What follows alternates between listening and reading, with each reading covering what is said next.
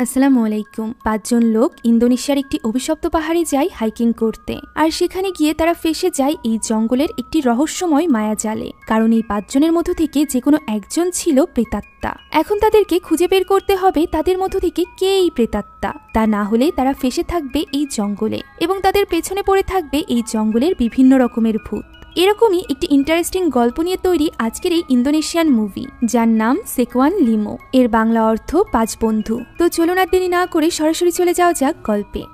গল্পের শুরুতে আমাদেরকে মাউন্ট মাদিওপুরের কথা বলা হয়, যেখানকার পাহাড়ি রাস্তা সম্পর্কে একটি প্রচলিত কথা আছে। ওই রাস্তা দিয়ে চলার সময় যদি কেউ পিছে ঘুরে তাকায় তাহলে কিছু একটা তার পিছে পড়ে যায়। এখান থেকে দৃশ্য পরিবর্তিত হয় এবং আমরা একটা পডকাস্ট স্টুডিও দেখতে পাই। এই পডকাস্টের হোস্ট হলো ডিনি এবং ড্যারি, যারা বিভিন্ন মানুষের ভৌতিক অভিজ্ঞতা তাদের পডকাস্টে শোনায়। আজ তাদের পডকাস্টে এসেছে বাগাস এবং তার বন্ধুরা মাউন্ট মাদিওপুরে গিয়েছিল এবং সেখানে তাদের ভৌতিক অভিজ্ঞতা হয়েছে। যে ঘটনার সম্পর্কে শোনাতেই বাগাস এই পডকাস্টে এসেছে। ডিনি বাগাসের অভিজ্ঞতা শোনার জন্য উদ্গ্রীব ছিল, তাই সে এখনই তাকে বলতে বলে। তবে ডেরি এসে তাকে পডকাস্ট শুরু করার জন্য তাড়া দেয়। তারা পডকাস্টের জন্য বসে পড়ে। ডেরি জানায় বাগাস যে ফুটেজগুলো তাকে দেখিয়েছিল সেগুলো সেই স্ক্রিনে চালাবে। ডেরির একজন সহকর্মী সেই ফুটেজগুলো চালাতে শুরু করে, কিন্তু দেখা যায় সে ভুলে বাগাসের ব্যক্তিগত কিছু ছবি চালিয়ে দেয়, যেখানে আমরা একজন মেয়ের ছবি দেখতে পাই। ডেরি এতে করে বেশ বিরক্ত হয়, সেই সাথে বাগাস হয়ে পড়ে বিব্রত।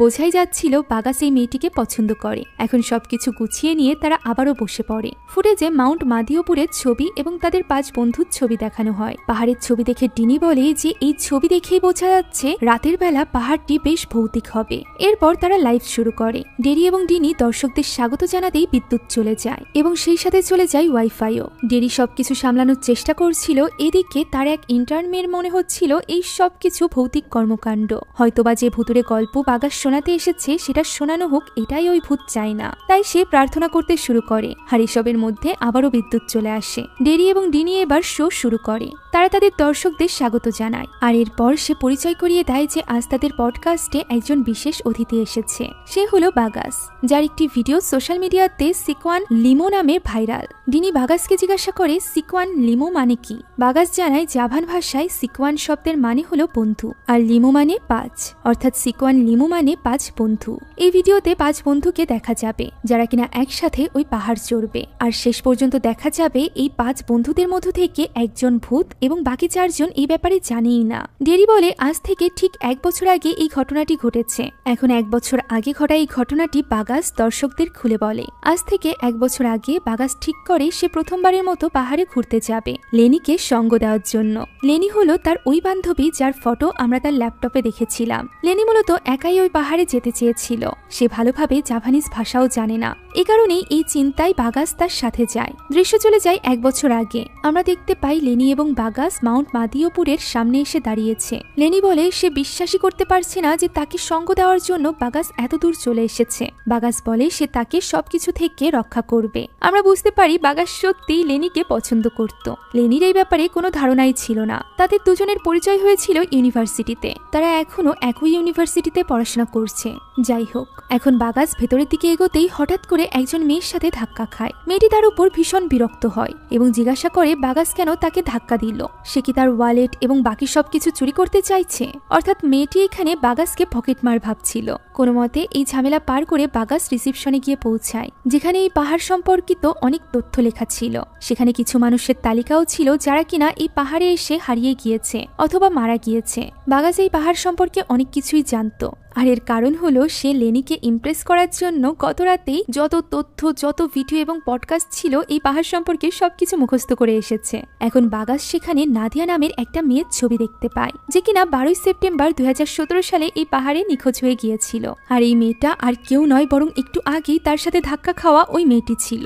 যেটা বুঝতে পেরে বাগাস ভীষণ ভয় পেয়ে যায়। ভয় লাগলেও ব্যাপারটা তো নিজের ক্রাশের সামনে প্রকাশ করা যাবে না, তাই সেই ভয়টাকে লুকিয়ে সে কোনো মতে নিয়ম অনুযায়ী তাদের ফোন নাম্বারটা লিখে দেয়। এদিকে বেজের লোকেরা যখন জানতে পারে যে তাদের এখানে প্রথমবার আসা, তখন তারা খুব অদ্ভুতভাবে তাদেরকে স্বাগত জানায় এবং নিয়মের বাইরে গিয়ে তাদের ব্যাগ চেক করা হয়। বেজের কর্মীরা দেখতে পায় বাগাসের ব্যাগে অসংখ্য জিনিস রয়েছে, এমনকি সেখানে কুড়াল পর্যন্ত রয়েছে। কর্মীরা এই ব্যাপারে তাকে জিজ্ঞাসা করে। প্রশ্ন শুনে বাগাস একটু অবাক হয়ে বলে, পাহাড় চড়তে গেলে আরোহীদের কুড়াল তো লাগেই, এটা তো তাদের নিরাপত্তার জন্য। কর্মীরা তাদের একটি ব্রেসলেট পরিয়ে দেয়, যেটা তাদের ফিরে যাওয়ার সময় দিয়ে যেতে হবে। এখানে কর্মীরা তাদেরকে মনে করিয়ে দেয় যে এই পাহাড় সম্পর্কে একটি কথা প্রচলিত আছে, আর তা হলো এই পাহাড়ে চড়ার সময় পেছনে ফিরে দেখা যাবে না, তাহলে পেছনে কিছু একটা পড়ে যাবে। যা শুনে বাগাস হেসে বলে, সব পাহাড় সম্পর্কে এরকম সব কথা প্রচলিত থাকে।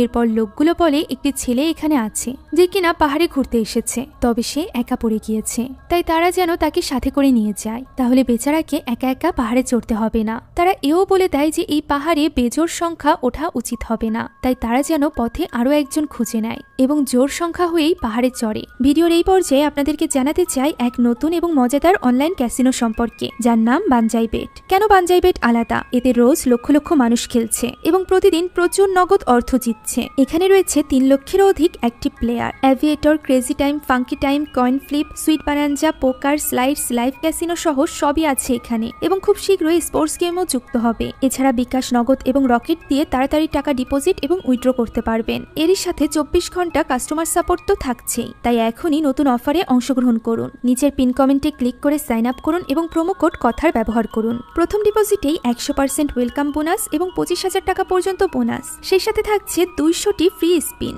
এই সুযোগ মিস করবেন না। তো চলুন এখন গল্পে ফেরা যাক। এখন লেনি এবং বাগাস চলে যায় একা পড়ে যাওয়া ওই ছেলেটির কাছে। ছেলেটির নাম হলো ডিকি। বাগাস তাকে জিজ্ঞাসা করে যে সে আগে পাহাড়ে উঠেছে কিনা। উত্তরে ডিকি তাদেরকে ইমপ্রেস করার জন্য বলে সে প্রতিদিনই পাহাড় চড়ে। যা শুনে বাগাস কতগুলো পাহাড়ের নাম নেয়, যার উত্তরে ডিকি বলে সে সবগুলোতেই চড়েছে। বাগাস মাউন্ট ফুজির নাম নিলে ডিকি বলে এই পাহাড়ে সে তো গত সপ্তাহেই চড়েছে। এতে করে বাগাস বিরক্ত হয় এবং জানায় মাউন্ট ফুজি জাপানে অবস্থিত, সে কিভাবে গত সপ্তাহে সেই পাহাড়ে চড়ল।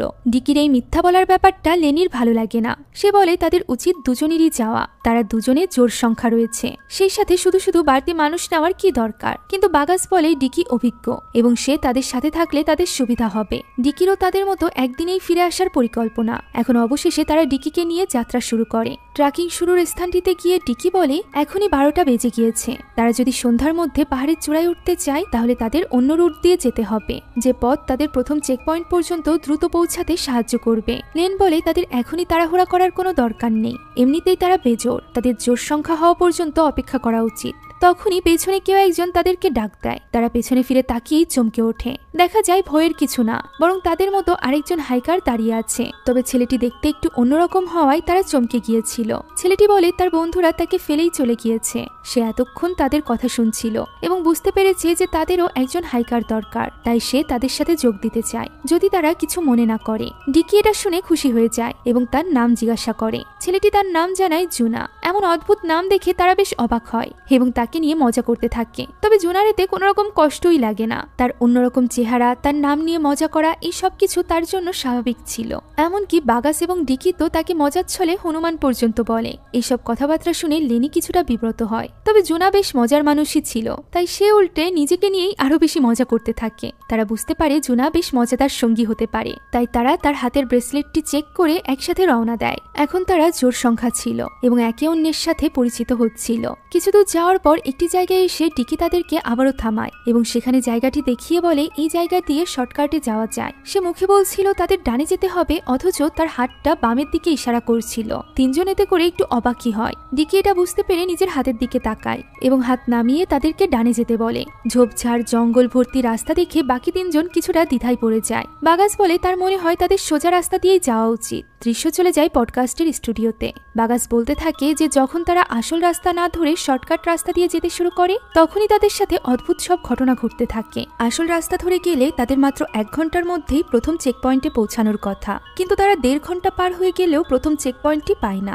দৃশ্য আবারও ফিরে যায় বাগাসের গল্পে। অনেকক্ষণ খুঁজেও চেক পয়েন্ট না পেয়ে একটি খালি জায়গা দেখে বাগাস তাঁবু পেতে বিশ্রাম নেওয়ার পরামর্শ দেয়। লেন বলে এইভাবে চললে তারা চেক পয়েন্টে গিয়ে সূর্যাস্ত দেখতে পাবে না, তাদের এগিয়ে যাওয়া উচিত এবং ডিকি তার কথায় সায় দেয়। হঠাৎই জুনা তাদেরকে থামায় এবং কান পেতে শুনতে বলে। তারা সবাই নদীর কলকল ধ্বনি শুনতে পায়। জুনা বলে কাছেই যেহেতু নদী আছে তাই তারা এখানেই বিশ্রাম নিতে পারে। ব্যাপারটা তাদের জন্য বেশ সুবিধাজনক হবে, তাই তারা ঠিক করে তারা এখানেই কিছুক্ষণ থামবে। লেন চলে যায় আগুন জ্বালানোর জন্য কাঠ আনতে।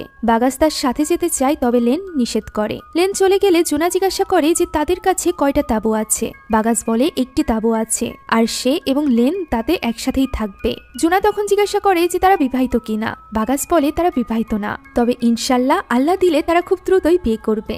যা শুনে জুনা এবার বেশ অবাক হয় এবং বলে বিবাহিত না হয়ে তাদের একসাথে থাকা উচিত না, তাদের আলাদা আলাদা তাঁবু নেওয়া উচিত। এই সবকিছু নিয়ে ডিকি নানান রকম কথা বলে মজা করতে থাকে, তবে বাগাস তার কথায় অনড় থাকে যে সে লেনের সাথেই থাকবে। অনেকক্ষণ যাবৎ লেনের কোনো খবর না থাকায় লেনকে খুঁজতে বাগাস একটু এগিয়ে যায়। একসময় বাগাস দেখতে পায় জঙ্গলের ভেতরের দিকে লেন এগিয়ে যাচ্ছে। বাগাস তাকে একা একা এত দূরে যেতে নিষেধ করে, তবে লেন তার কোনো কথাই শোনে না। বাগাস যখন লেনের পেছন পেছন যাচ্ছিল তখন পেছন থেকে লেন তাকে ডাক দেয়, অর্থাৎ সামনে এতক্ষণ যে ছিল সে লেন ছিল না। আতঙ্কে বাগাসের চোখগুলো বড় বড় হয়ে যায়। সে লেনকে জিজ্ঞাসা করে এতক্ষণ সামনে কে ছিল। লেন এই কথার কিছুই বুঝতে পারে না। এমন সময় হঠাৎই পেছন থেকে চিৎকারের শব্দ ভেসে এলে লেন পেছনে ফিরতেই যাবে, তখন বাগাস তাকে আটকায় এবং বলে এই পাহাড়ে পেছনে ফেরা নিষেধ। এরপর তারা ধীরে ধীরে ডিকি এবং জুনার কাছে যায়, যেখানে ডিকি চিৎকার করছিল, কেননা তার সামনেই দূরে পাথরের উপর একজন লোক চুপচাপ বসে আছে, যার কোনো নড়াচড়া নেই। বাগাস বলে এরকম কিছু একটা সে একটু আগে নিজেও দেখেছে। তারা এতে করে বেশ ভয় পেয়ে চিৎকার চেঁচামেচি করতে থাকে, তবে জুনা বলে সে ভূত প্রেতে ভয় পায় না। হঠাৎই লেনি তখন আতঙ্কের সাথে আঙুল দিয়ে ওই স্থানটি দেখায়। তারা তাকিয়ে দেখতে পায় যেখানে ওই লোকটি বসেছিল সেখানে এখন কেউই নেই। ভয়ে তারা তাঁবুর ভেতরে ঢুকে গেলেও জুনা এসবে পাত্তা দেয় না। সে লোকটি যেদিকে বসেছিল সেদিকেই হাঁটতে থাকে। লোকটি আসলে গায়েব হয়নি, বরং পাথরের উপর থেকে পড়ে গিয়েছিল। এটি কোনো ভূতটুত নয়, বরং এটি তাদের বয়সী একজন ছেলে। ছেলেটি অজ্ঞান হয়ে আছে, জ্বরে তার শরীর পুড়ে যাচ্ছে। জুনা টেনে তাকে তাঁবুর সামনে নিয়ে আসে এবং বাকিদের সাহায্য চায়। তারা সবাই যখন বুঝতে পারে এটি কোনো ভূত না, তখন তারা ছেলেটির জ্ঞান ফেরানোর চেষ্টা করে। দেখা যায় তার পালস খুব দুর্বল। তারা বুঝতে পারে ছেলেটি হাইপোথার্মিয়ায় আক্রান্ত হয়েছে, তাই তারা ছেলেটির শরীর গরম করার চেষ্টা করে। এমন সময় লেন লক্ষ্য করে এই ছেলেটির হাতে কোনো ব্রেসলেট নেই, অথচ এই পাহাড়ে যারা চড়ে তাদের প্রত্যেকের হাতেই ব্রেসলেট থাকে। একথা শুনে ডিকি আবারও চিৎকার করতে থাকে এবং বলতে থাকে এটি নিশ্চয়ই মানুষ নয়, বরং কোনো ভূত। তারা ছেলেটির পকেট চেক করেও আইডি কার্ড, মানি ব্যাগ কিছুই পায় না। জোনা তখন বলে হাইকাররা তাদের দরকারি জিনিসপত্র প্লাস্টিকের ব্যাগে ভরে আন্ডারওয়্যারের নিচে রেখে দেয়, যেটা খুঁজতে শুরু করে জোনা। এরই মধ্যে তার ব্যাগে আইডি কার্ড পেয়ে যায় ডিকি। ছেলেটির নাম হলো অ্যান্ড্রিউ প্রামাজিত। প্রামাজিত পরিবার তাদের শহরে বিখ্যাত ধনীদের মধ্য থেকে একজন। এই জায়গায় দৃশ্য আবারও ফিরে আসে স্টুডিওতে। ডিনি বলে হয়তোবা ধনী অ্যান্ড্রিউ হেলিকপ্টারে করে পাহাড়ের চূড়ায় নেমেছে, তাই তার হাতে ব্রেসলেট পরতে হয়নি। এই নিয়েও তার সাথে ডেরির কথা কাটাকাটি হয়। এরপর আমরা আবারও গল্পে ফিরে যাই। এখন সন্ধ্যা নেমে এলে তারা ওই রাতটা সেখানেই কাটাবে বলে ঠিক করে। আগুন জ্বালিয়ে তারা অ্যান্ড্রিউর বিশ্রামের ব্যবস্থা করে। এরপর তারা বাগাসের রান্না করা নুডলস দিয়ে খাওয়া দাওয়া করে। এই সময় জোনার টয়লেটে যাওয়ার প্রয়োজন হয়। বাগাস তার সাথে যেতে চাইলেও সাহসী জোনা একাই চলে যায়। ডিকি জিজ্ঞাসা করে লেনির হাইকিং এবং পাহাড় চড়া পছন্দ কিনা, সে কেন এই যাত্রা করছে। সবারই তো হাইকিং করার আলাদা আলাদা উদ্দেশ্য থাকে। লেনি এই কথার জবাব না দিয়ে বরং চুপ থাকে। তার চেহারাটা যেন পাল্টে যায়। কোনো কথার জবাব না দিয়ে সে সরাসরি চলে যায় ঘুমাতে। সে তার তাঁবুতে গিয়ে একটি লকেট বের করে, যার ভেতরে তার এবং তার মায়ের ছবি ছিল। দৃশ্য চলে যায় অতীতে। লেনির মূলত তার মা বাদে আর কেউই ছিল না। কলেজে পড়াশোনার জন্য তার মায়ের কাছ থেকে দূরে থাকতে হতো। পড়াশোনা শেষের পর ফাইনালি সে বাড়িতে আসে, তবে এরই মাঝে ইন্টার্নশিপের জন্য তাকে আবারও তার মায়ের থেকে দূরে যেতে হয়, যে ব্যাপারটা নিয়ে তার মা বেশ দুঃখী ছিল। লেনি তাকে বোঝায় যে ইন্টার্নশিপের জন্য তাকে যেতেই হবে, কেননা সে নিজে নিজের পায়ে দাঁড়াতে চায়। সে তার মায়ের বোঝা হয়ে থাকতে চায় না। তখন তার মা হেসে বলে সন্তান কখনোই মায়ের জন্য বোঝা হয় না, তার মা তার জন্য সবসময় দোয়া করবে। একথা বলে যেহেতু লেনির দেরি হয়ে যাচ্ছিল, তাই ওই দিন লেনির মা লেনিকে নামিয়ে দেওয়ার জন্য নিজেই গাড়ি চালায়। গাড়িতেও লেনি বেশ চিন্তিত ছিল, কেননা তার দেরি হয়ে যাচ্ছিল। এই ব্যাপারটা নিয়ে লেনির মাও চিন্তিত হয়ে পড়ে এবং সে দ্রুত গাড়ি চালাতে যায়। এমন সময় হঠাৎই তাদের গাড়ির একটা মারাত্মক অ্যাক্সিডেন্ট হয়, যে অ্যাক্সিডেন্টে লেনির মা মারা যায়। লেনি এতে করে একেবারেই একা হয়ে গিয়েছিল, আর এ কারণেই নিজের জীবনে একটু পরিবর্তন আনতেই হয়তোবা সে এই পাহাড়ে এসেছিল। বর্তমান সময়ে মায়ের কথা ভাবতে ভাবতে লেনি কাঁদতে থাকে। এমন সময় হঠাৎই সে তার মায়ের কণ্ঠ শুনতে পায়, যে কিনা ফিস ফিস করে তাকে ডাকছিল। সে ধর্মড়িয়ে উঠে বসে এবং চারিদিকে তাকায়, তবে কোনো কিছু না দেখে নিজের মনের ভুল ভেবে সে আবারও শুয়ে পড়ে। এদিকে বাইরে বসে বাগাস বাকি দুজনকে লেনির দুঃখের কাহিনী বলছিল। হঠাৎ করেই বাগাস বলে ওঠে তার গায়ে কাটা দিয়ে উঠছে। জুনা বলে হয়তো বা বাতাস বইছে এই কারণে। আর ঠিক ওই সময় আমরা দেখতে পাই ঘুমান্ত লেনির উপর রয়েছে এক অশরীরী ছায়া, যাকে দেখে মনে হচ্ছে কোনো কাফনে মোড়ানো পচং। এই ভয়ানক ব্যাপারে বাইরে থাকা ডিকি অথবা বাগাসের কোনো ধরনের ধরনের ধারণাই ছিল না। এদিকে ডিকি তো বাগাসকে বলছিল যে লেন বেশ একা একটা মেয়ে, বাগাসের উচিত তার মনের কথা লেনকে বলে দেওয়া। সবচেয়ে ভালো হয় যদি তারা পাহাড়ের চূড়ায় ওঠার পর বাগাস নিজের মনের কথা লেনকে বলে দেয়। বাগাস কি করবে তা বুঝতে পারছিল না। তাকে এই ব্যাপারে ভাবতে বলে মাতাল ডিকি চলে যায় টয়লেটের জন্য। অন্যদিকে অ্যান্ড্রিউর একটু একটু করে জ্ঞান ফিরছিল। সে ঘুমান্ত অবস্থাতেই তার অতীতের কথাগুলো ভাবছিল। আসলে অ্যান্ড্রিউর প্রেমিকা গর্ভবতী হয়ে গিয়েছিল। সে অ্যান্ড্রিউকে কিছু একটা করতে বলে, তবে অ্যান্ড্রিউ ভয় পাচ্ছিল। যদি এইসব খবর পত্রিকায় চলে যায় তখন তার বাবার এবং ভাইয়ের সম্মান থাকবে না। তাই তার প্রেমিকা কাঁদতে কাঁদতে তাকে বলে অ্যান্ড্রিউর বাবা কখনোই তাকে যোগ্য সম্মান দেয়নি, সে কেন তাদের সম্মান নিয়ে ভাবছে। মেয়েটি এই সন্তানটিকে রাখতে চাইছিল, তবে অ্যান্ড্রিউ তার সম্মান হারানোর ভয়ে মেয়েটিকে অ্যাবর্শন করতে বলে। এই নিয়ে তাদের মধ্যে প্রচন্ড ঝগড়া হয়ে যায়। তার প্রেমিকা একটা ছুরি নিয়ে তার উপর চড়াও হয়ে বসে। সে বলতে থাকে যে এই সন্তান যদি না বেঁচে থাকে তাহলে তাদের দুজনেরও বেঁচে থাকার কোনো অধিকার নেই। অ্যান্ড্রিউ ঘুমের মাঝে এই সব কিছু ভাবছিল, তখনই আমরা দেখতে পাই তার মাথার পাশে এক ভয়ানক আত্মা বসে আছে, যে কিনা তার মাথায় হাত বুলিয়ে দিচ্ছে। অ্যান্ড্রিউ প্রচন্ড জোরে চিৎকার করে ওঠে, যা শুনে বাইরে থাকা দুজন ছুটে চলে যায় অ্যান্ড্রিউর কাছে। অ্যান্ড্রিউ বলে সে হয়তোবা দুঃস্বপ্ন দেখেছে। অন্যদিকে মাতাল ডিকি কি করছিল তার কোনো ঠিক ছিল না। সে পানিতে ডুবে ডুবে গোসল করছিল এবং কিছু একটা প্রার্থনা করছিল। আমরা দেখতে পাই নদীর পাড়ে বসে কেউ একজন তার দিকে তীক্ষ্ণ দৃষ্টিতে তাকিয়ে আছে। তাকে দেখে বোঝাই যাচ্ছিল সে কোনো মানুষ না। ডিকি পানিতে ডুব দিয়ে একটি পাথর তোলে। সে বৃষ্টির জন্য প্রার্থনা করতে থাকে এবং এক সময় বৃষ্টি নামে। ডিকি বলে সে তো এটাই চাইছিল। তখনই উপরে বসে থাকা ওই ভয়ানক আত্মা তাকে বলতে থাকে যে তার সব ধার দেনা শোধ করে দেওয়া উচিত। একথা শুনেই ডিকি চমকে ওঠে এবং উপরে তাকাতেই সে কাউকেই দেখতে পায় না। তবে এই ঘটনায় ডিকি ভীষণ ভয় পেয়ে যায় এবং দ্রুত তাঁবুতে চলে আসে। সে দেখতে পায় সবাই ঘুমাচ্ছে, তাই সে তার ব্যাগ নিয়ে সেখান থেকে বেরিয়ে যাওয়ার জন্য প্রস্তুত হয়। আমরা বুঝতে পারি এখানে ডিকি কোনো এক বিশেষ উদ্দেশ্যে এসেছিল। হতে পারে সে কোনো রিচুয়াল করতে এসেছিল এই নদীর তীরে, আর এই কারণেই সে বাকিদেরকে ভুল রাস্তা বলে এখানে নিয়ে এসেছিল, যাতে করে সে এই রিচুয়ালটি করতে পারে এবং তাকে একাও আসতে না হয়। আর এখন যেহেতু তার কাজ কমপ্লিট হয়ে গিয়েছিল, তাই সে এবার সবকিছু নিয়ে সেখান থেকে পালিয়ে যাওয়ার জন্য প্রস্তুত হচ্ছিল। তবে তখনই জুনা উঠে বসে এবং বলে সে কোথায় পালাচ্ছে। সে তো তাদের দলের লিডার হয়ে সে কেন পালিয়ে যাচ্ছে। ডিকি তখন ইতস্তত করে বলে সে পালাচ্ছে না, বরং আগামী দিনের জন্য তৈরি হচ্ছে। এরপর সে কথা পাল্টানোর জন্য বলে যে তাদের উচিত তাঁবুর দরজা বন্ধ করে এরপর ঘুমানো। এছাড়া কিছুক্ষণ পরই ভোরের আলো ফুটবে, তাই ভোরের আলো ফোটার আগেই তাদের আবারও পাহাড় চড়ার জন্য তৈরি হতে হবে। লিডারের কথা মতো তারা তখনই উঠে আশেপাশের সব জিনিসপত্র গোছগাছ করে নেয়, সেই সাথে আশপাশটাও পরিষ্কার করে ফেলে। বাগাস বলে কখনো পাহাড়ে বেড়াতে গেলে নোংরা ছড়িয়ে আসা উচিত না। আসলে আমাদের সবারই এই কথা মনে রাখা উচিত। যাই হোক, ক্লান্তি, শরীরের ব্যথা বেদনা সত্ত্বেও তারা আবারও সামনের দিকে এগিয়ে যেতে শুরু করে। তারা সবাই কথা বলতে বলতে সামনের দিকে এগোচ্ছিল। বাগাস জিজ্ঞাসা করে কেন তাদের এত ভোরে উঠতে হলো। উত্তরে ডিকি বলে যে যদি দেরি হয় তাহলে মানুষের সংখ্যা বেড়ে যাবে এবং ভিড় হয়ে যাবে। জঙ্গলের পথে ঘুরতে ঘুরতে তারা লক্ষ্যই করে না যে তাদের পেছনে কাফনে মোড়া সেই পচং তাদের পিছু করছে। অ্যান্ড্রিউ বলে যে তার কাছে পাহাড় চড়ার মতো প্রয়োজনীয় জিনিস নেই, তবে টাকা আছে।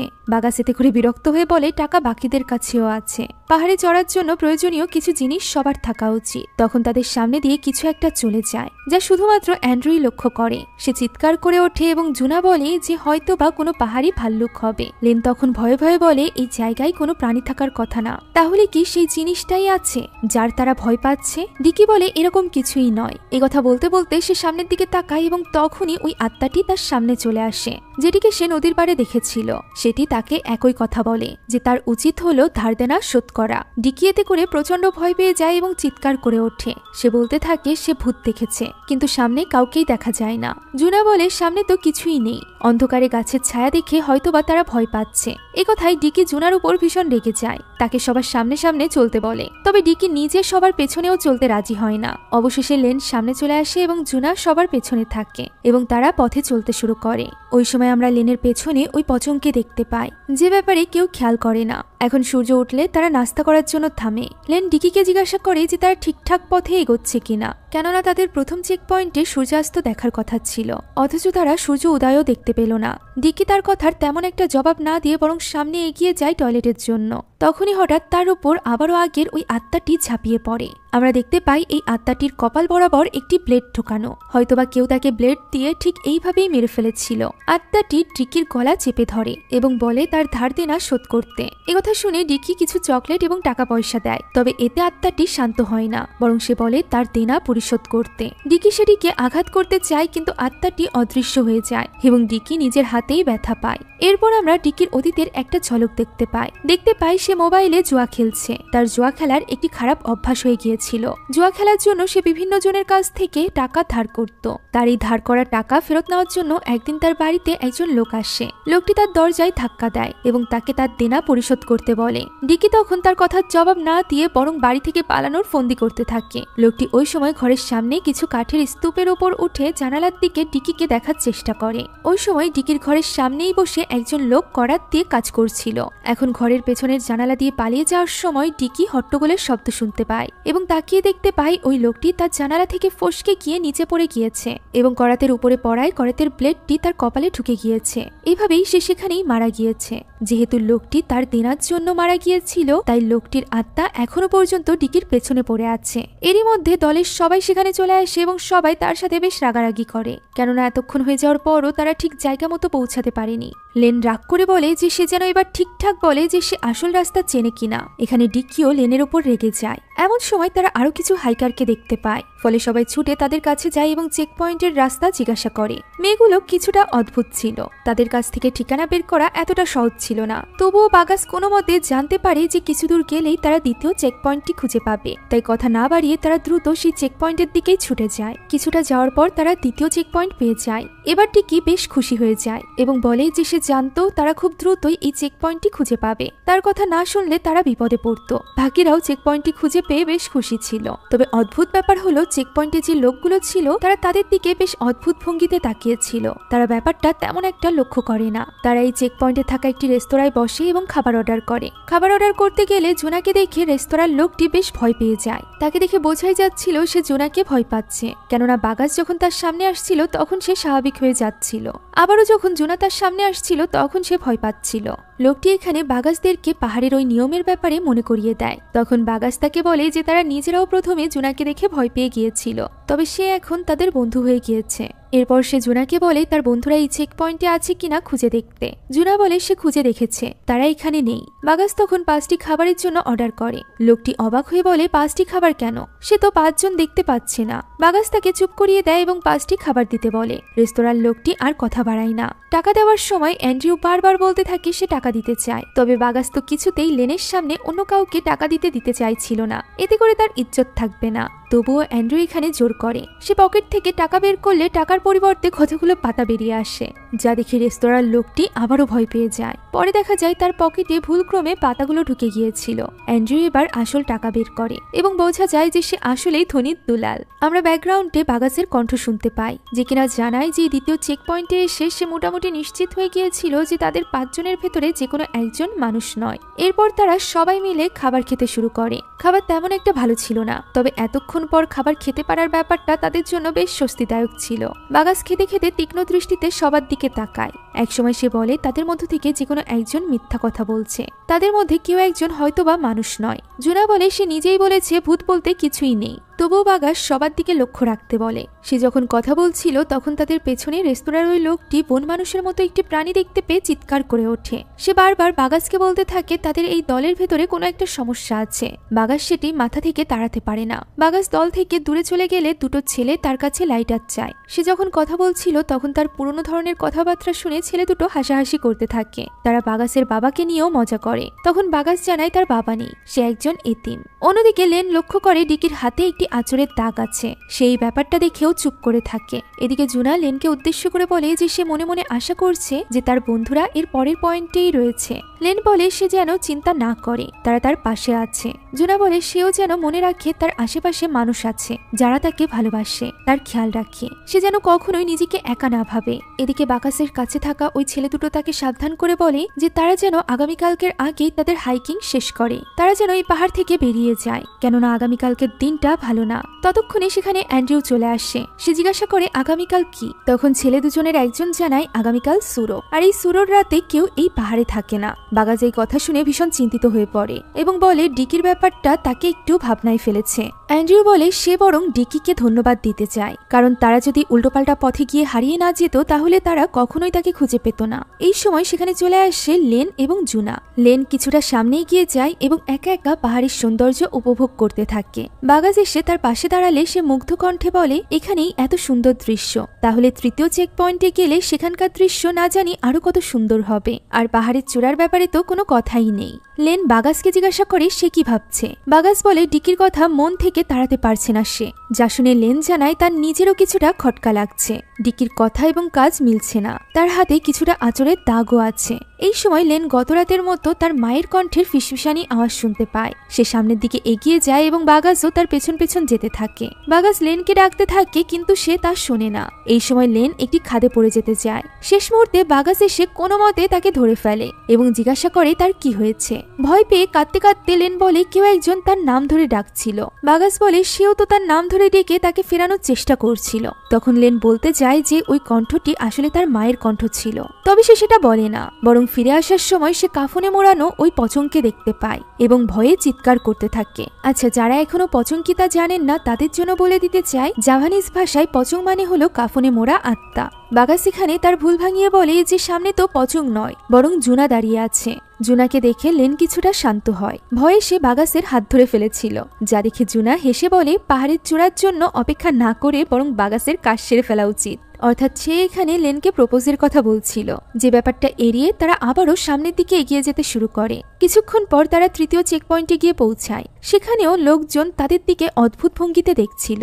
এর কারণ তারা বুঝতে পারছিল না, তবে সামনে এগোতে পেরে তারা ভীষণ খুশি ছিল। একটি অদ্ভুত ব্যাপার হলো তারা উপরের দিকে উঠলেও বেশিরভাগ মানুষই নিচে নেমে আসছিল। এর কারণ হতে পারে আগামীকাল কেউ পাহাড় চড়তে চায় না, কেননা আগামীকাল হলো সুরো। এখন চেক পয়েন্টে তারা তাদের ব্যাগগুলো রাখে এবং জুনা তার বন্ধুদের খুঁজতে এগিয়ে যায়। লেন বলে তাদের যেহেতু বাকি তিনজনের উপর সন্দেহ হচ্ছে, তাই তাদের উচিত বাগাসের যে জিনিসগুলো বাকি তিনজনের কাছে আছে সেগুলো তাদের কাছে রেখে দেওয়া, যাতে করে উল্টোপাল্টা কিছু দেখলেই তারা এই তিনজনের কাছ থেকে পালিয়ে যেতে পারে। তখন সে দেখতে পায় অদ্ভুত ভঙ্গিতে ডিকির শরীর কাঁপছে এবং সে প্রার্থনা করছে। ঠিক একইভাবে আমরা তাকে এর আগেও রাতে প্রার্থনা করতে দেখেছিলাম। বাগাস এতে ভয় পেয়ে যায় এবং সেখানে চলে আসে। বাগাস চাইছিল না লেনি এই সবকিছু দেখে ভয় পেয়ে যাক, তাই লেনি সেদিকে যেতে চাইলে বাগাস তাকে আটকায়। এদিকে জুনা অ্যান্ড্রিউকে নিয়ে গিয়ে সবাইকে তার বন্ধুদের কথা জিজ্ঞাসা করছিল। সে ডাকলে বা জিজ্ঞেস করলে কেউ কোনো উত্তর দিচ্ছিল না, কিন্তু অ্যান্ড্রিউ জিজ্ঞাসা করলে সবাই উত্তর দিচ্ছিল। ব্যাপারটা বেশ অদ্ভুত ছিল।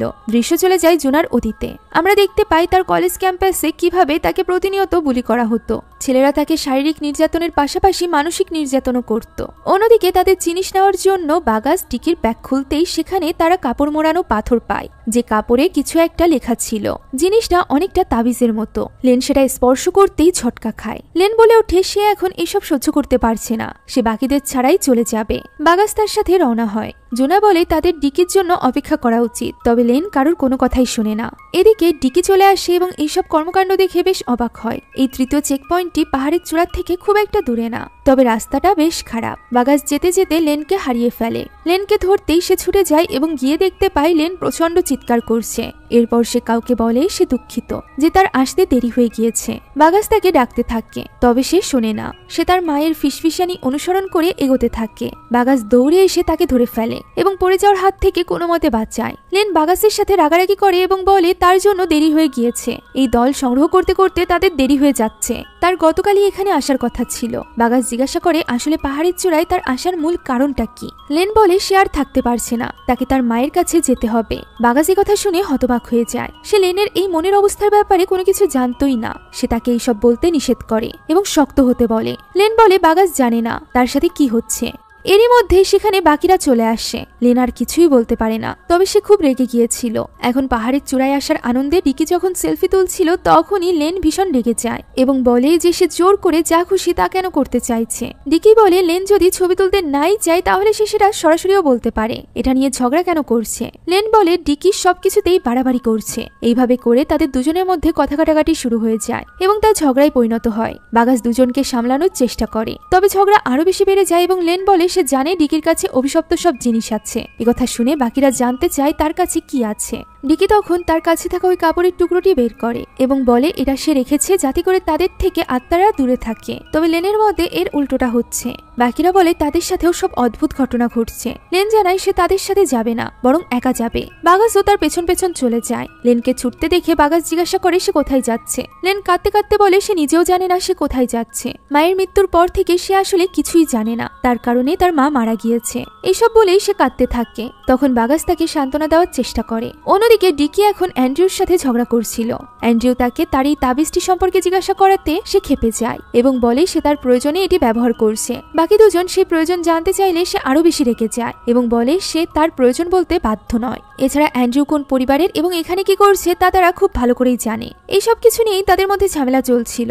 এদিকে পাহাড়ের চূড়ায় বসে লেন এবং বাগাস কথা বলছিল। তাদের কথা থেকে আমরা জানতে পারি তাদের দুজনের প্রথম পরিচয় আসলে হয় ওই এতিমখানায়, যেখানে বাগাস বড় হয়েছে। প্রতিদিন বাগাস সেখানকার ছোট বাচ্চাদেরকে দেখতে যেত। সে অবাক হয়ে দেখত এতিমখানার বাচ্চারা খুব ভালো ইংরেজি জানে এবং অনেক কিছুই শিখছে। বাচ্চারা বলে এই সব কিছু তাদের শিখিয়েছে তাদের টিচার মিস লিন। তখন তার মিস লিনের সাথে পরিচয় হওয়ার আগ্রহ জাগে এবং একদিন সে লিনের কাছে যায়। এভাবেই সে লিনকে প্রথমবারের মতো দেখেছিল এবং প্রথম দেখাতেই সে লেনকে পছন্দ করে ফেলে, যা শুনে লেন একেবারেই অবাক হয়ে যায়, কেননা তার তো এই ঘটনার কথা মনেই নেই। বাগাস তাকে বোঝায় যে লেন তার জন্য কতটা গুরুত্বপূর্ণ, যা শুনে লেনের মনের একাকিত্ব কিছুটা দূর হয়ে যায়। একসময় সে বাগাসের কাঁধে মাথা রাখে। এতে বাগাস প্রথমে বেশ চমকে গেলেও পরবর্তীতে খুব খুশি হয়ে যায়। এমন একটা সময়েরই তো সে অপেক্ষায় ছিল। বেশ কিছু মুহূর্ত সুন্দর সময় কাটিয়ে এরপর বাগাস দেখতে পায় সন্ধ্যা হয়ে এসেছে। তাই সে বলে তাদের দ্রুত এখান থেকে চলে যাওয়া উচিত। যাওয়ার আগে বাগাস লেনকে বলে সে কিছু একটা তাকে বলতে চায়। সে বলতেই যাবে তখনই লেন তার পেছনে থাকা কিছু একটা দেখে চিৎকার করতে শুরু করে। লেন বলে তার পেছনে পচং দেখতে পাচ্ছে। অন্যদিকে বাকি তিনজন একসাথেই হাঁটছিল, যার মধ্যে থেকে সব থেকে পেছনে থাকা অ্যান্ড্রিউকে কেউ একজন টেনে নিয়ে যায় এবং ডিকির সামনে ওই ভয়ানক আত্মা আসায় সে অজ্ঞান হয়ে যায়। এদিকে জোনাথ তো কোনো কিছু না বুঝতে পেরে সামনের দিকে হেঁটেই চলেছিল।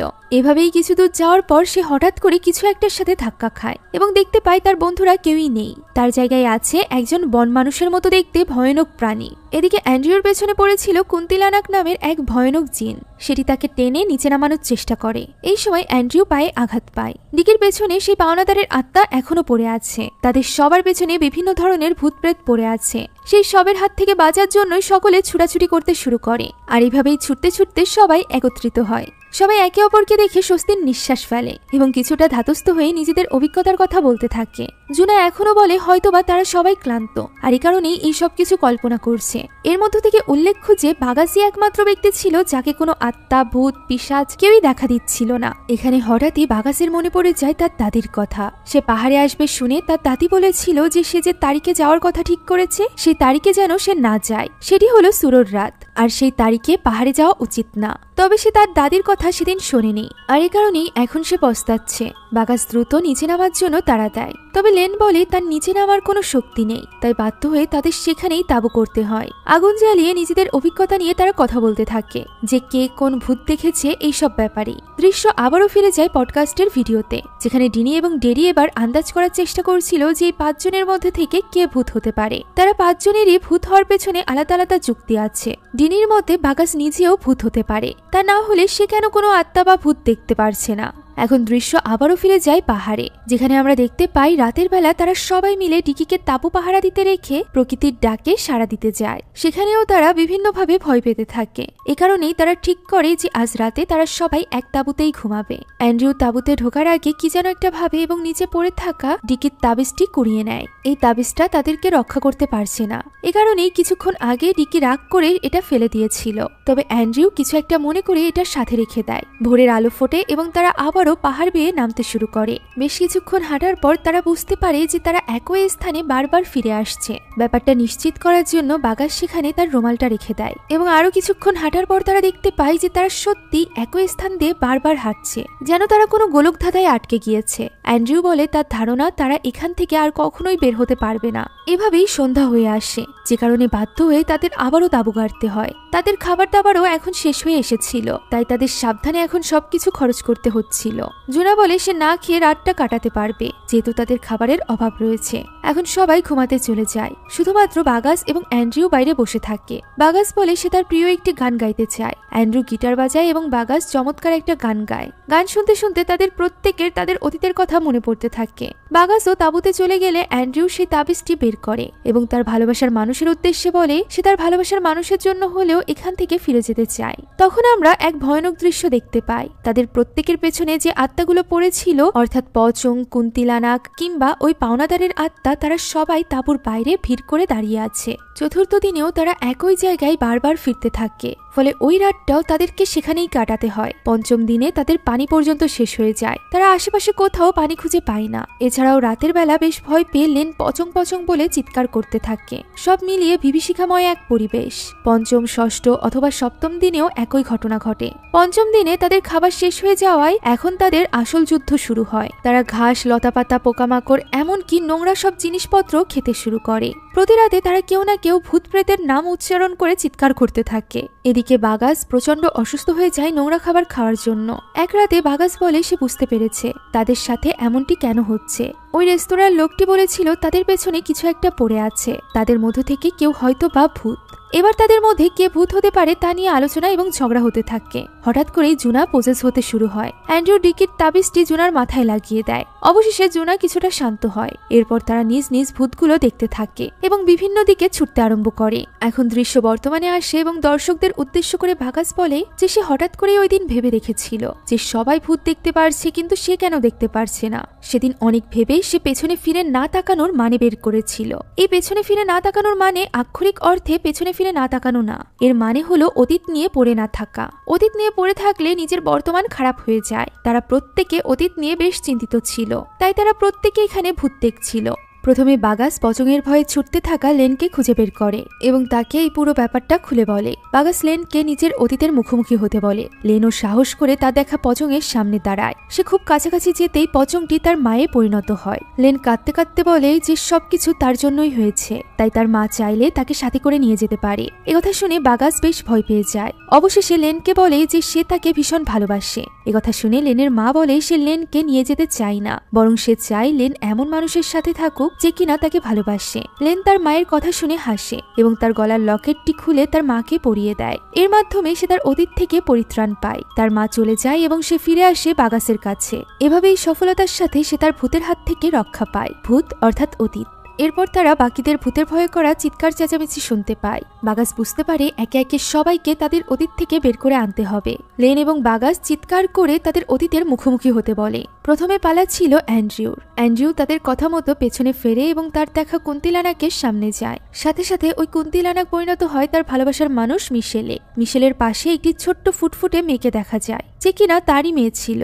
বাচ্চাটি তাকে বাবা বলে ডাকে এবং তাকে জিজ্ঞাসা করে সে তাকে ভালোবাসে কিনা। দৃশ্য চলে যায় অতীতে। আমরা অ্যান্ড্রিউর বাবাকে দেখতে পাই। সবকিছু জেনে তার বাবা তাকে বলেছিল যে সে যদি বাড়িতে থাকতে চায় তাহলে তার মিশেলকে ছাড়তে হবে। এ কারণে সে বাধ্য হয়ে এমনটিই করেছিল। আসলে অ্যান্ড্রিউর কিছু করার ছিল না। তার বাবা সব সময় তার ভাইয়ের সাথে তাকে তুলনা করত এবং বলতো তার কারণেই তার বাবা কখনো গর্বিত হতে পারেনি। তাই তো অ্যান্ড্রিউর বাবাকে খুশি করার জন্য সে বাধ্য হয়ে এরকম সিদ্ধান্ত নিয়েছিল। তবে এখন আর না, এখন সে ভালোবাসার মানুষকে বেছে নিবে এবং তার আগামীতে হওয়া বাচ্চাকে একটা সুন্দর ভবিষ্যৎ দিবে, সেই সাথে একজন ভালো বাবা, যেটা সে পায়নি। এরপর টিকির পালা। তখন আমরা একটা রহস্য জানতে পারি। এই পাওনাদারের আত্মা পাহাড়ে আসার আগে থেকেই তার পেছনে পড়েছিল। এ কারণেই তার কাছে তাবিজ ছিল। মূলত তাকে এক তান্ত্রিক বলেছিল যে সে যদি সুরোর আগের রাতে মাদিওপুরের পাহাড়ে গিয়ে ঝর্ণায় গোসল করে প্রার্থনা করে তাহলে ওই আত্মা তার পিছু ছাড়বে। এ কারণেই সে ওই রাতে গোসল করেছিল এবং গোসল শেষে সে সকলের অগোচরে চলে যেতে চাইছিল, কারণ তার কাজ শেষ। ডিকির আত্মার সামনাসামনি গেলে সেই আত্মাটি তাকে বলে সে ঠিক মতো পাওনা যদি দিয়ে দিত তাহলে লোকটি সেদিন তার বাড়িতে যেত না এবং ওই দিনকার দুর্ঘটনায় সে মারা যেত না। মারা যাওয়ার পর তার পরিবার পথে বসে গিয়েছে, তারা ঠিকমতো খেতে পর্যন্ত পারে না। এই সব কিছু শুনে ডিকির ভীষণ মন খারাপ হয়। সে ওই আত্মাটিকে ওয়াদা করে যে তার পরিবারকে সাহায্য করবে এবং তার কাছে পাওনা টাকাগুলো সে পরিশোধ করে দিবে তার পরিবারকে দিয়ে। এভাবেই সে ওই আত্মার হাত থেকে রক্ষা পায়। এখন অন্যদিকে জুনা সেই বন মানুষের মতো দেখতে আত্মাটির সামনে দাঁড়ায় এবং জিজ্ঞাসা করে সে কি চায়। জুনা আত্মার কথা কিছুই বুঝতে পারছিল না। তখন তার বন্ধুরা তার কাছে আসে।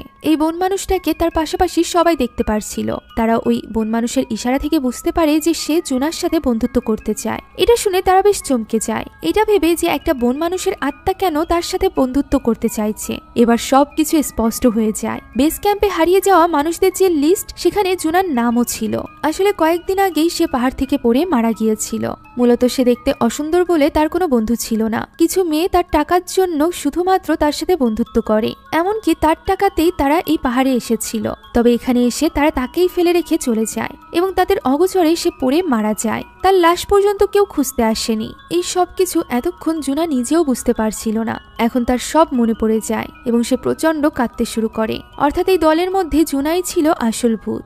এ কারণেই সেদিন কেউ তাকে দেখতে পারছিল না। তৃতীয় পয়েন্টের সবাই অ্যান্ড্রিউর ডাকে সাড়া দিলেও জুনার ডাকে কেউ সাড়াই দিচ্ছিল না। তার বন্ধুরাও সবাই এই জিনিসটা বুঝতে পেরে কাঁদতে থাকে এবং বলতে থাকে যে সে যাই হোক না কেন, তারা তার বন্ধু আছে এবং থাকবে। তারা তাকে কখনো ফেলে যাবে না, তারা সব সময় তার যত্ন নিবে। এইসব শুনে জুনাও কাঁদতে থাকে এবং বলে তাকে এখানেই থাকতে হবে, কারণ তার মৃতদেহটি এখানেই আছে। তারা যেন সামনের দিকে এগিয়ে যায়। তখন তারা 5 বন্ধু খুব ঘনিষ্ঠ বন্ধুর মতো কিছুক্ষণ হাসি ঠাট্টা করে, আর এরপর 4 জন সামনের দিকে এগিয়ে যায়। অন্যদিকে গত 7 দিন ধরে তাদের কোনো খোঁজ না পাওয়ায় তাদের আত্মীয়রা তো সকলে পাগল হয়ে গিয়েছিল। সবাই ভেবেছিল তারা হয়তো বা আর বেঁচে নেই। উদ্ধারকর্মীরাও হার মেনে নিয়েছিল। তারা অনেক চেষ্টার পরও তাদেরকে খুঁজে পায়নি, তাই তারা তাদেরকে মৃত বলে ঘোষণা করে দেয়। যেটা শোনার পর সেখানে কান্নার আহাজারি পড়ে যায়। এদিকে অ্যান্ড্রু এবং লেন যখন পাহাড় থেকে নেমে আসছিল, তখন নিচেই জটলা দেখে ভীষণ অবাক হয়। মিশেল অ্যান্ড্রিউকে দেখতে পায় এবং হতবাক হয়ে যায়। সে ছুটে চলে যায় তার কাছে এবং জড়িয়ে ধরে। এদিকে লেনের এতিমখানার বাচ্চারা তার কাছে গিয়ে তাকে জড়িয়ে ধরে। তখনই বাগাসের দাদি তার কাছে ছুটে আসে এবং জিজ্ঞাসা করে তার নাতি কোথায়। লেন বলে সে উপরে আছে এবং সে নিরাপদে আছে। তারা দুজন মূলত জুনার লাশ নিয়েই আসছিল, কেননা তারা তো তাদের বন্ধুকে এইভাবে পাহাড়ে ফেলে রেখে যেতে পারবে না। এখন এরপর জুনা তাদের থেকে বিদায় জানায় এবং মুক্তির জন্য অপেক্ষা করতে থাকে, কিন্তু তার মুক্তি ঘটে না। এই দৃশ্যটা বেশ ফানি ছিল। এখানে রেস্তোরাঁর ওই লোকটিও জুনাকে দেখতে পারছিল। কি ঘটছে তারা কিছুই বুঝতে পারছিল না। এইটুকু বলার পরই স্টুডিওতে বসা বাগাস হাসতে থাকে। ডিনি অবাক হয়ে জিজ্ঞাসা করে এই দুঃখের গল্প বলতে বলতে সে হাসছে কেন। এরপর জুনার আত্মার কি হয়েছিল? উত্তরে বাগাস জানায় যে জুনার কখনো মুক্তিই ঘটেনি, সে এখনো এখানেই আছে। একথা শুনে সবার মধ্যে হুড়োহুড়ি শুরু হয়ে যায়। ওই সময় লেন স্টুডিওতে আসে। সবাই লেনকে জুনা ভেবে ভয়ে চিৎকার করতে থাকে। তখন বাগাস জানায় এটা জুনা নয়, বরং লেন। জুনা তো বসে আছে ডেরির কাঁধে। ডেরি তখন আতঙ্কের সাথে বলে এই কারণেই তার কাঁধটা ভীষণ ভারী ভারী লাগছে। কি করলে জুনা এখান থেকে চলে যাবে? জুনার আত্মা এখানে ইশারা করে, যা দেখে বাগাস এবং লেন বুঝতে পারে যে জুনা মূলত চাইছে বাগাস এবং লেন যেন কাছাকাছি আসে, যেমনটি সে চেয়েছিল পাহাড়ের চূড়ায়। তবে সেটা তো আর হয়নি। তাই সে চাইছিল তারা দুজন যেন এখানেই তাদের সম্পর্কের ব্যাপারটা একসেপ্ট করে নেয়। বাগাস একটু লজ্জা পেলেও লেনি এবার নিজের মনের কথা বলে দেয় যে সে নিজেও বাগাসকে পছন্দ করে। আর এভাবেই এই সুন্দর দৃশ্যের মধ্য দিয়ে আজকের এই গল্পটি এখানেই শেষ হয়ে যায়। আশা করছি 5 বন্ধুর এই গল্পটি আপনাদের কাছে ভালো লেগেছে। যদি ভালো লেগে থাকে তাহলে একটি লাইক এবং একটি কমেন্ট করতে ভুলবেন না। সেই সাথে আমাদের চ্যানেলে যদি আপনি নতুন হয়ে থাকেন তাহলে please subscribe to our channel. আর আপনিও যদি আমার মতো মুভি লাভার হয়ে থাকেন তাহলে আমরা আপনার জন্য নিয়ে এসেছি সুলভ মূল্যে নেটফ্লিক্সের সাবস্ক্রিপশন, যেটি পেয়ে যাবেন আমাদের ফেসবুক পেজ এইচপি শপে। পেজের লিংক ডেসক্রিপশন বক্সে পেয়ে যাবেন। Thank you so much for watching this video. আল্লাহ হাফেজ।